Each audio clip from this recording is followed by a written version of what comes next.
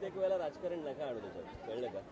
प्रत्येक गोष्टीत त्या राजकारणाची बोटं घालायची काही गरज नाही आहे. जर चांगल्या हेतूने चांगल्या काही गोष्टी होत असतील, हे आत्ता आम्ही काय पहिल्यांदा केलं नाही, याच्या अगोदर पण केलं. आता ह्या क्षणाला बाळा नांदगावकरांच्या इकडे हे प्रायोगिक तत्वावरती हे सगळ्या गोष्टी सुरू केल्या आणि याला कशा प्रकारचं यश येतं आहे याच्यावरती आता पुढे मुंबईमध्ये, ठाण्यामध्ये प्रत्येक ठिकाणी या सगळ्या गोष्टी आम्ही सुरू करणार आहोत.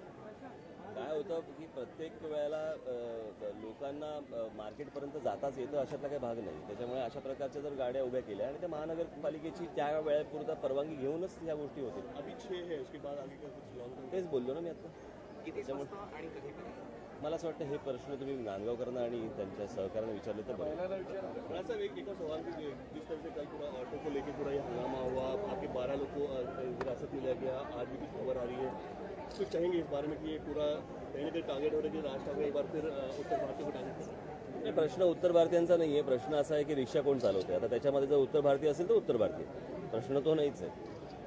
प्रश्न आहे तो त्यांच्या दादागिरीचा. ते ज्या प्रकारे लोकांशी वागतात, ज्या प्रकारे ते लोकांशी ज्या पद्धतीने ते काम करतात, मला असं वाटतं ही अत्यंत अयोग्य गोष्ट आहे. आणि त्याचे तुम्ही लोकांवरती हात उगारणार, लोकांना तुम्ही पोलिसांना मारणार, तुम्ही महिलांना मारणार आणि त्याच्यानंतर हे काय सुटणार? नाही, त्यांनी नीट वागावं. त्याच्यानंतर आमच्याकडे आम्ही काही दुसरा काही कामधंदा नाही म्हणून यांना काही मारत नाही.